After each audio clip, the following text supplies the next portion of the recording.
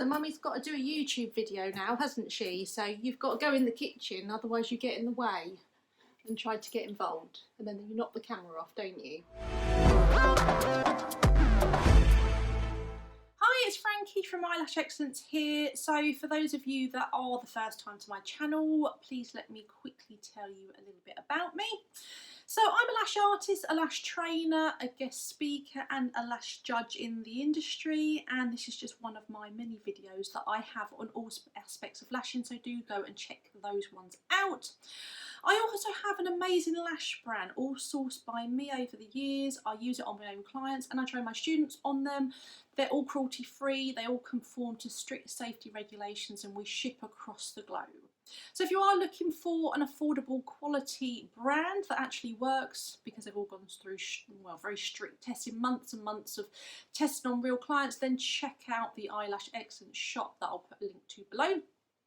Now I'm also offered training from in-person to online courses, all drawing on my experience over the years with training with some of the best lash artists in the world, my technical knowledge of lashing through being an international judge and guest speaker on a wide range of lash topics. And I also offer advice via email as well as Zoom calls, so I do have something to suit any lash artist that's looking for more training, mentoring or just lash advice. So today I'm going to be talking about a question that comes up quite a lot, and that is how to fire a client. So I thought this would be a good subject to discuss. Now, firing a client is never nice. As such, you do need to be prepared and sort of have thought carefully about how you're going to go about doing this. Now, there are many reasons why you might want to fire a client. So the first one is that you are just not a good fit. Now, some people we just don't gel with. There's some people that are also always late, or they're always rescheduling, although we should all have policies in place to prevent this. And some of them have unrealistic expectations, or they're never happy with what you do, or they think that the loss of 2 extensions in 1 week warrants that they are completely bald and that they need to come back for an emergency fill at 1 AM. Some of them don't keep their lashes clean, and some clients smell really bad. Yes, I have seen that as a reason on forums, so that is just a few to mention. Now, the problem that many of us have is that to start off with, when we are brand new lash artists and we're building our business, we are so excited and of course nervous to be running our new venture and working on real clients, and we want to make everybody happy, so we tend to fail to set our policies in place from the start. And I do have a great video on this which I'll link above. So what happens is it means that we fail to set those boundaries with our clients, and then there becomes this grey area between you and the client, and we've all done it, and I've done it as a young artist.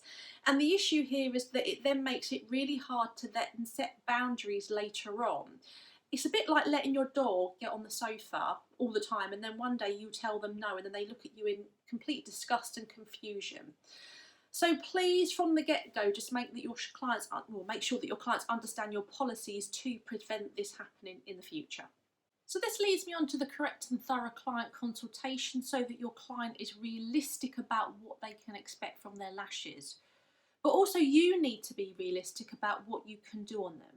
So for example, as a young artist, at times I was way in over my head. I promised clients I could make their lashes look super full with a classic set, and usually I was working on their 4 remaining natural lashes due to extreme damage that they'd had from elsewhere.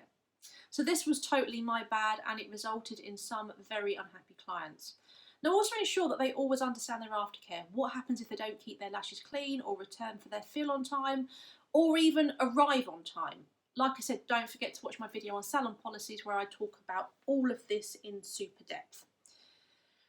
Now, if it's got to the point that you're considering firing a client, then there are 2 choices that you do have. So first one, continue to work with them. It may be that this is something that you're a people pleaser and you want to persevere. It could just be a simple case of a lack of communication, or that you just fire that client because you are completely done, and only you can make that decision. So if you do decide that you're going to fire that client, then here are some things that may assist you in doing this. So first of all, be prepared. It's not going to be fun, and it actually can be quite stressful, so do prepare yourself for this. Also, just don't make it personal. It is a normal part of business. You are offering a service. It's not working. As such, it's now time to move on. Now, sometimes you do need to be prepared for the surprise. So it can be likely that your client has not seen this coming, whereas for you, it's been glaringly obvious over the months that it hasn't worked between the two of you. And just because they thought that all was rosy, it doesn't mean that your decision is wrong or that it justifies a conversation about it. Now, be professional. So whether you let them know on the phone, whether it's via text or email, then please remain professional. And this also links to don't make it personal. Now, if you prefer to talk on the phone, then practice what you're going to say so that you're completely comfortable with it before. If you do it by email or text, then I recommend asking a friend to read it over for another perspective, because sometimes what you can find is that written communication can come across in the wrong tone. Be honest, stick to the facts, do not go into too much detail. I always say that short and sweet is the best way. If you write a big and long personal message or even like this speech via a phone call, all you're going to do is invite a discussion. And also, if things do get personal, you're going to look quite unprofessional. Ghosting or pretending you are fully booked. Now, this does get suggested on forums. However, for me personally, I see this as actually quite unprofessional to do this and to ignore a client. And also, pretending that you're fully booked has the potential to bite you on the bum if this client gets wind that you have availability. But of course, it is your call. But again, for me, honesty is always the best policy in this situation. Now, be clear with what is going to happen and when. So maybe that client was booked in for a field before like a wedding or a holiday, or it could be that you need to work with that client for that one last appointment. Or it could be the complete opposite, that from today you are fired. So again, this takes you back to professionalism. Also learn from this. So sort of look back when you first met this client. Were there any red flags that you overlooked? And just use this in the future to select better clients and avoid this. Also, do expect that they will ask you not to fire them, especially if this has come as a complete shock to them.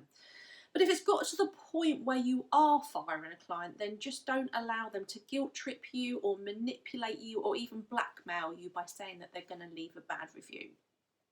Also, never badmouth a client. This is a very small world, and not to mention unprofessional to do this. Now, if you do need a vent, do this to one of your close friends who you trust, but otherwise just put this to bed, as it's very likely that in this small world, it could also bite you on the bum. So finally, dealing with a bad review if your client does not take it well. So I always say be prepared for a bad review. So life in general shows us that we can never actually make anybody happy or everybody happy, and clients are no different. Like I said, some may try to blackmail you with a bad review, so don't fall for this. If they do leave a bad review, this is your time to shine and show your professionalism with a well-constructed and professional response. So if you look on any review site, you'll actually rarely find an authentic business with 100% 5-star reviews. There will always be that one customer that was unhappy. And personally, I'm always a bit suspicious of businesses that have no bad reviews. And the way in which a business responds to a bad review can actually be a really great way for them to shine and for you to demonstrate your professionalism to potential new clients. So I do hope that you found this video helpful. If you did, then please click the like button and also leave a comment. It really does assist us here at Eyelash Excellence in knowing that what we are putting out there is content that is useful to you guys. Also, don't forget to subscribe to my channel if you haven't done so, and turn on those notification buttons for updates on our new videos. Thank you very much for watching, and I do hope to see you at our other videos.